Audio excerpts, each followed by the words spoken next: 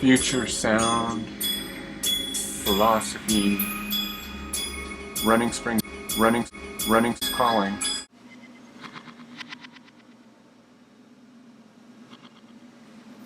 Take two. Yeah. So my own personal thinking on veganism. First off, I approached this blog like sort of a lot of people are following me, and I know a lot of people shoot in and see one episode and, whatever. So I'm giving you a quick background on my life of being vegan. So at age 13, I was massively influenced by the band Yes, or it became my first really favorite band. The band was pretty well known for vegetarianism, particularly the guitar player Steve Howe and the singer John Anderson. And of course, being 13, you mimic everything that you love, and that's what I did, and that was my entrance into the world of vegetarianism. And then at age 22, well, at that point with all the vegetarianism, I had started going to health food stores when I was like 14 or 15 or something like that, and I discovered the book Survival in the 21st Century. So I became raw and vegan at the same time at age 22.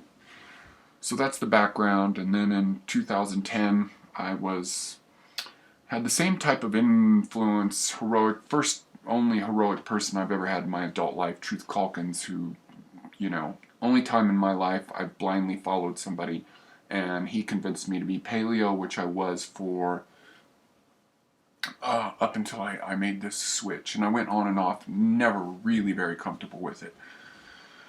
So, I want to give you some background on some of this stuff, because first off, let's go to one of the places that people always fall back on, and that is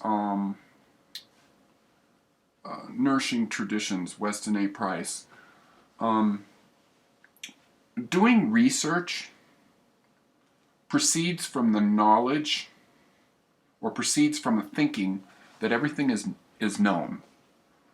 And it also proceeds from the thinking that everything that's been done or achieved has been written down. So, first off, a lot of my thinking that I'm going to tell you is from my heart. Don't really give a fuck too much here about science and things like that. I mean, I pay attention to it, but I also know when it feels wrong in my heart, that's what I go with. So, previous to like where we're at now, roughly, I don't know the time frame, 100 years ago and back or whatever. It's like everything about the way people ate was preceded from eating locally, meaning like what was in your area, and that's why it was an animal-based diet, or that has a lot to do with it. Well, now in the modern age, guess what? We can move everything anywhere at the drop of the hat. I mean, supposedly fucking Walmart gets their fresh produce from China. Fresh produce. So obviously it can be moved in a freaking heartbeat, more or less. More or less. So we can move all these things around, like coconuts, everywhere. Go everywhere. That's a major staple in proper veganism. We're talking about proper, nutritious veganism, because like we're on a new age of stuff, and it has to be this way, or the planet's going to die, the human species is going to die. And we'll get into that a little bit later. But so all these things like spirulina, chlorella, all these stuff, everything in the world can be shipped everywhere. Now, I know there's a whole area of people that don't even want to get into that because of whatever, but I'm talking about successful, long-term lifestyle, all your life veganism. I want to break that down. I'm 50 years old. I've been vegan all my whole adult life, except for that little period that I mentioned to you. And of listening to all these people, I just had to say to myself, it's just like, I'm 50. I like the way I look, and the rough look, my eyes and stuff like that. Okay, I've been out in the sun. Like, there's this vegan raw vegan, Marcus Rosecrans or something like that. He's 2 years older than me. But see, I was out in the sun all the time. I was a construction worker from early age. Surfer, skater, construction worker, always been in the sun. So any of like the rough shit you see in me, that's my exposure to the sun. I've actually been outside a lot and have never had I mean, other than this period here where I don't really work a normal job anymore. So that's that. So you just take that into account. But I know I like what's going on with me, and I've been vegan all my life, and all the things that went bad with me are fixable now because of the fats. Because I lived through the stupid low-fat 90s thinking. Low-fat is that's just don't do that. It's all contributing to the endocrine system. It just doesn't make any sense when you really think about it. I mean, people, because fat hardens up. How it gets that kind of when it solidifies. People think, oh, well, it gums up the arteries. Well, guess what? Almost all fats and stuff, when they get up to like 70 or 80 degrees, they start melting. So they're not hard like that in your veins. You got to think that one out a little bit, okay? Really. So, and of course, we know all your good fats are, what I'm doing as good fats right now. Right now, I've done with other stuff. The vegan ones are coconut oil, coconut butter, whatever the F you want to call it. I'm taking red palm oil, olive oil. Let's see, what else do we have there? Those are the basic kind of real fat staples, and there's like some of your algae and stuff like that, and some other things like Udo 369 and all that kind of stuff. Anyways, so we can move stuff all over the planet. This is a new age. So we want to get on to Daniel Vitalis. He's definitely the antichrist of everything that has to do with, like, I can tell you one thing. With my intuition, a lot of people, oh, you should like Daniel Vitalis because he's all tribal and he's all that stuff. The guy's a great speaker. I like him. I've met him in person. But the whole agenda there, I never felt good about him right from the beginning. And this has to do with me being more of a spiritual being and knowing what was coming up with him. Because when you're spiritually connected, in that world, this is why tarot cards work and all that kind of stuff. There is no past, present, or future. There's no time. So if you're connected in spiritually and you're trusting your intuition, you're going to get feelings about something, about maybe why somebody or something you should avoid. It may not be right there and now, but it may be in the future. So I heard Daniel Vitalis once say veganism is a experiment. Well, yes, that's true. It definitely is an experiment, and I think a lot more people need to get on board with this. And they have like this, a lot of vegans have this like kind of self-righteous kind of thing, and I could never get on with that because I've been vegan a long time and I lived in a world of people who are not even vegetarian. And basically, I kind of learned that because if I started, especially in the construction world I came out of, start running my fucking vegan mouth about what I think I know, get my fucking ass kicked. Anyways, so it's an experiment that has to be done right, because it's just like you need to get into the John Robbins stuff. You need to get into the facts and statistics of checking out some of these videos that I have in the drop-down box about what's really going on. Now, in the 80s, I was so completely committed to being vegan that I really didn't want to look at a lot of the PETA stuff that was out there because I thought, I'm vegan for the rest of my life. So, okay, so some of the comments with my last upload, people's opinions, highly respected, yes, I agree. But the thing is, the problem with going back to ancient cultures, this applies to Christianity, Ayurvedic, Chinese medicine, all of it, is it's based on a time with low population. Our problem is not with, it's not, the issue is not what's better for you. The issue is the compassion and the concern for the planet and the numbers as a whole. 10 people are more important than one person, or whatever. You plug in the numbers. So there needs to be selflessness in this thinking. So a couple of people were bringing up the sacredness of the ancient thinking within Ayurveda of milk and yogurt and the relationship with cows and all that stuff. What is more sacred right now is that the planet survives and that the human race survives. So that nullifies all that. It's just like one person doesn't have the right, or a select few don't have a right. So back then, I mean, when all this was established, how many people were on the planet? A few million, 500 million. That's a big difference from 7 billion. So that's all, in my mind, what I'm pushing, that's all, that's gone down on the list of priorities, you know? In the idea of living, you have your breath first. You don't have breath, you die. Then you have water, then you have food, then you have shelter, then you have warmth. You get what I'm saying? So all of a sudden, like, it's like, this is just my opinion, I'm putting it forth, and I'm trying to get you to think about this, okay? That's all. So that just needs to be, that's what I'm trying to say. It's just like in the Chinese principles of like some of these things like tiger bones or some of the stuff that they did in the ancient time. It's like, obviously that's wrong. We don't do that. But at that time, you know, of the world, it's like tigers were predators. Killing a tiger, not a big deal. Now it's a huge deal. It's major, major, major. So that's the thinking on that. Is we need to reshuffle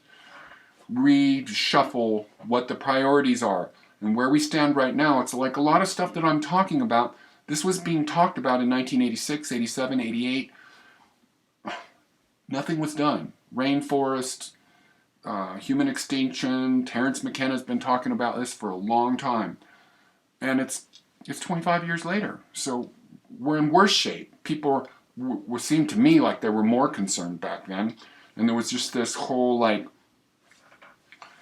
I have to tell you that I'm a sort of hip-hop culture, the sort of bling mentality, the selfishness, the me, look at my gold, look at my everything.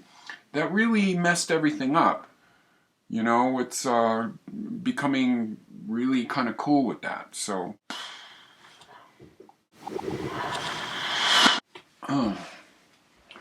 so here is point number 3. Okay, first off, the vegan diet is a spiritual diet. This is my personal belief system. I have a tendency to believe that most of the people that are on my channel are in agreement with me. I have no to low haters. Most of the haters don't care about me because I usually tell them to fuck off. I don't care what you say.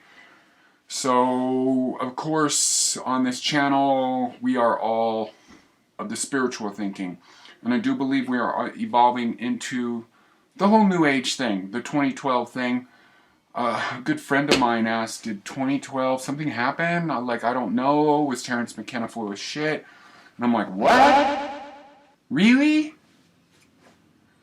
Stuff's happening. Mark my word right now. If you are on the right path right now, if you are on the high-minded path right now, July 2013, middle of 2013, roughly 6 months after December 21st has been going on with me, it's a little bit rough for you right now. Why? Because the cosmic energy is coming into you, and what are you doing as a light worker? You are going through a lot of pain and trouble, and sort of the road is a little rough because you're scraping off the dead skin, getting rid of the dead weight, toxic relationships, toxic situations. That's what's going on right now. So we're going to see more going on in 2013. And that's another reason why we need to be vegan, because we're becoming more sensitive.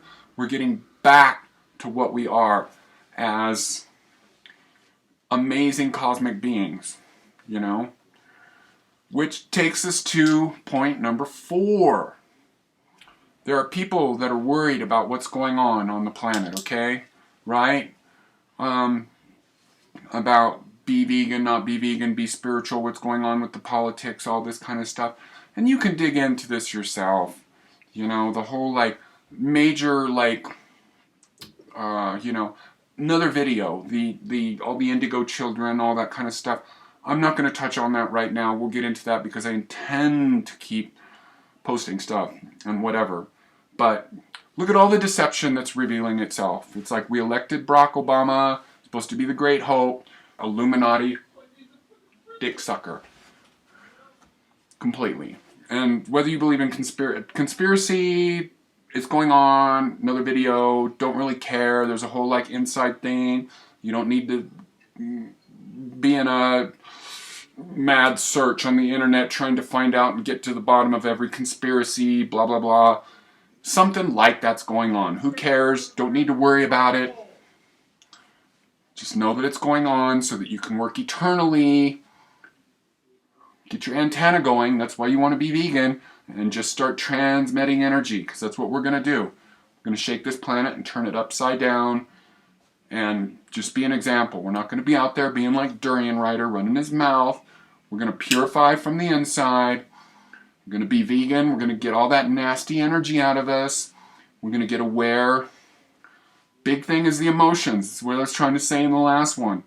A lot of human beings don't pay attention to their emotions, because guess what?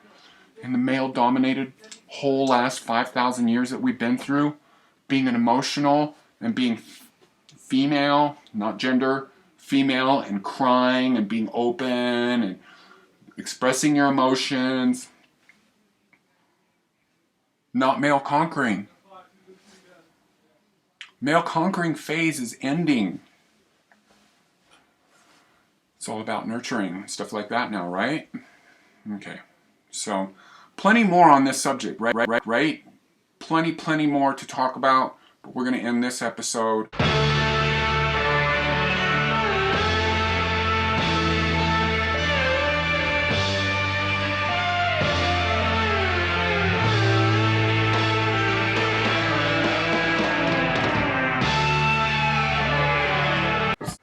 Song of the day.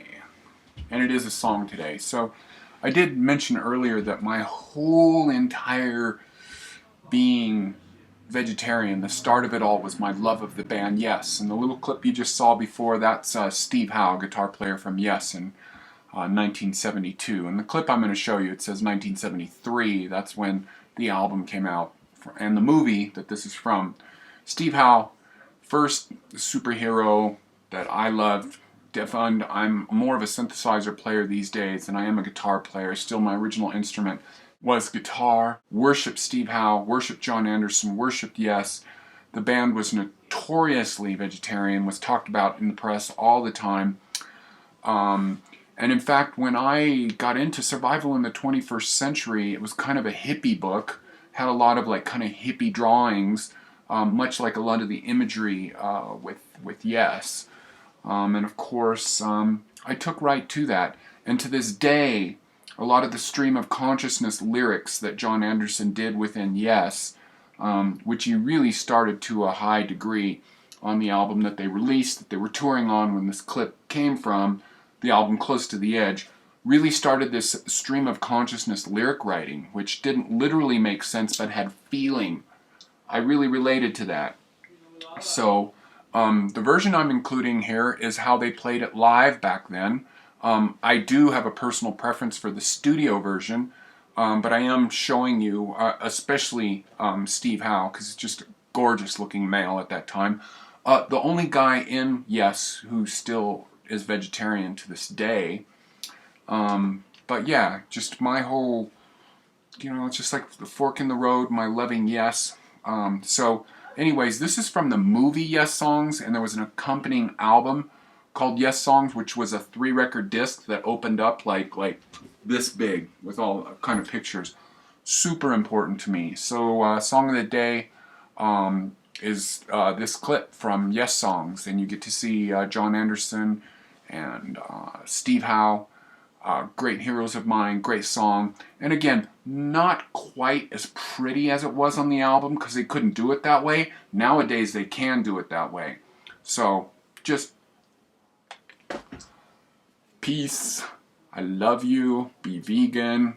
Love the planet. Love yourself. Love turning yourself into a big giant antenna to broadcast enlightened cosmic energy. Love your brother.